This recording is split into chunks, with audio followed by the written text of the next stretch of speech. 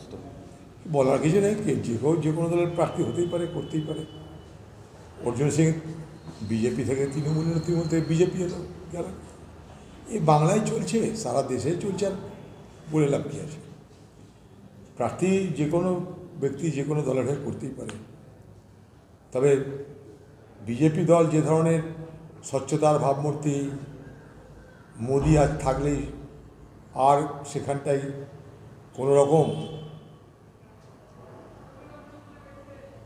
অনৈতিক কিছু হবে না,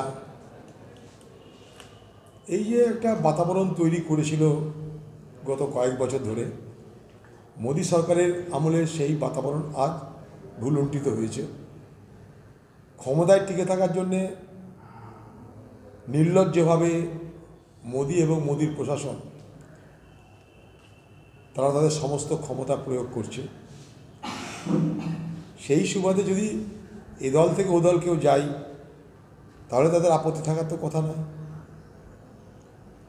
ডায়মন্ড হারবারে প্রার্থী দিন কে? বিজেপি। কালকে ডায়মন্ড হারবারে এখনো বাছাবাছি চলছে, হয়তো বিজেপি প্রার্থী দিতে পারবে না এমন কোনো কথা নয়, বাঁচতে তাদের মতন। এবার অন্য পার্টি প্রার্থী দিতে পারছে না কেন, কী তাদের সমস্যা, সেটা তাদেরকে জিজ্ঞেস করি। এই কথা বা এই জবাব দেওয়ার অধিকার আমার তো নেই, জানি না। সেই হিসেবে না, মানে আমরা এই হিসেবে প্রশ্নটা করছি কী যে করা যাবে কোনো জানি না আমি। এখন বলার সময় আসেনি, এগুলো প্রি ম্যাচিওর কথা বলতে লাভ নেই। ভোটের এখনও ফেজ বাই ফেজে ভোট হয়, সেখানে নোটিফিকেশান হবে, তারপরে নমিনেশন হবে, তখন নমিনেশন সমাপ্ত হওয়ার পর এগুলো বলা যেতে পারে। আন্দাজে এখন বলতে পারবো না। টিকিট পাইনি, বরুণ গান্ধী টিকিট পাবেন এটা আমরা আগে থেকে জানতাম, কারণ বরুণ গান্ধী তার নিজস্ব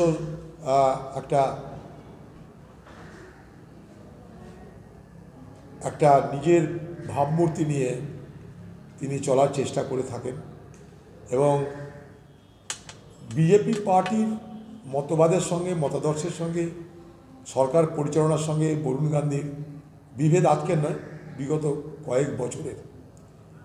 বরুণ গান্ধী একটা শিক্ষিত যুবক, খুব ভালো বক্তা, জ্ঞানী ছেলে। তাকেও এই বিজেপি সরকার কখনো না তাদের মন্ত্রিসভায় না তাদের দলীয় নেতৃত্বে কখনো তাকে কোনো রকম সুযোগ দেয়নি। তার একটাই অপরাধ, তার নামের সঙ্গে গান্ধী টাইটেলটা আছে। সেই সুবাদে তাকে যেভাবে কোণঠাসা করা হতো, আমার মনে হয় সেখান থেকে বেরিয়ে আসার চেষ্টা করছে বরুণ গান্ধী। মুর্শিদাবাদের রেজিনগরে মিলল বোমার বিশাল স্টক, কি বলবেন? এ তো মুর্শিদাবাদে মিলবেই, লুট করবার জন্যে বোমা তো দরকার। গত পঞ্চায়েতের স্টক ছিল, সেটা শেষ হয়েছে, নতুন স্টক আসছে, লোকসভার স্টক। এটা মুর্শিদাবাদ দখল করার জন্য, বহরমপুর লোকসভাকে দখল করার জন্য এইসব স্টক হচ্ছে লোকসভার স্টক। দিদি পাঠিয়ে দিয়েছে, ভাইরা সব বোমা বাঁধো, কারণ ভোটে লড়তে হবে, পুলিশ আমাদের আছে, তোমরা খালি বোমা বাঁধো আর বোমা ফেলো, তাহলে আমরা জয় করে নেব। এখানে মানুষের মতামতের কোনো মূল্য নেই। কিন্তু এবার মানুষ তাদেরকে গতবারের মতন তারা শিক্ষা শুধু দেবে তাই নয়, উচিত শিক্ষা দেবে বলে আমি মনে করি।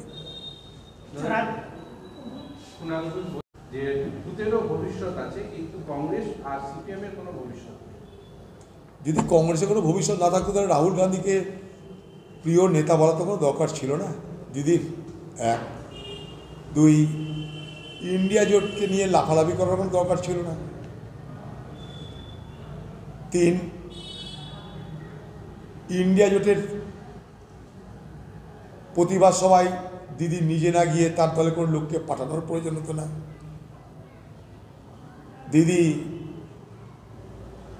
এদিকও রাখবেন ওদিকও রাখবেন, ফলে তাকে প্রতিবাদ সভায় কাউকে লোক পাঠিয়ে তাকে প্রমাণ করতে হবে যে তিনিও আছেন, আর মোদিকে খুশি রাখতে প্রমাণ করতে হবে তিনি নেই। দিদি এখন তিনি আছেন আর তিনি নেই, এই দুয়ের দ্বন্দ্বে আবর্তে দিদি আজ একেবারে চক্কর খাচ্ছেন। কংগ্রেস কোথায় আছে, কংগ্রেস কোথায় থাকবে, সেটা আগামী দিনের ইতিহাস বলবে। তবে দিদি থাকবে না, তৃণমূল থাকবে না আগামী দিনে বাংলায়, এটা আমি হলফ করে বলতে পারি। পাবে তো বটেই, লুটের টাকা যাবে কোথায়? নেতাদের বাড়িতে আসে, এরকম সব নেতার বাড়িতে পাবে লুটের টাকা, কর্মীদের বাড়িতে পাবে না। কর্মীরা তো লুটের ভাগ পায় না, বা লুট করতে তারা রাজনীতি করেও না। যারা নেতা, যারা তৃণমূলে, প্রত্যেকের বাড়িতে লুটের টাকা আছে। হয় তারা ঘরে রাখুক না বাইরে রাখুক, লুটের টাকা তো থাকতে হবে, নাহলে তৃণমূল দলে তো নেতাই হওয়া যাবে না। তৃণমূল দলের নেতা হতে গেলে যে কটা সার্টিফিকেটের দরকার তার মধ্যে একটা হচ্ছে তোমার কাছে লুটের টাকা থাকতে হবে, দুর্নীতি করবার ক্ষমতা রাখতে হবে, মস্তানি করবার যোগ্যতা রাখতে হবে, তবেই না তুমি তৃণমূলের নেতা হবে। তাই তৃণমূলের নেতা মানে তার বাড়িতে টাকার ভাণ্ডার থাকাটা খুব স্বাভাবিক। মুর্শিদাবাদ লোকসভায়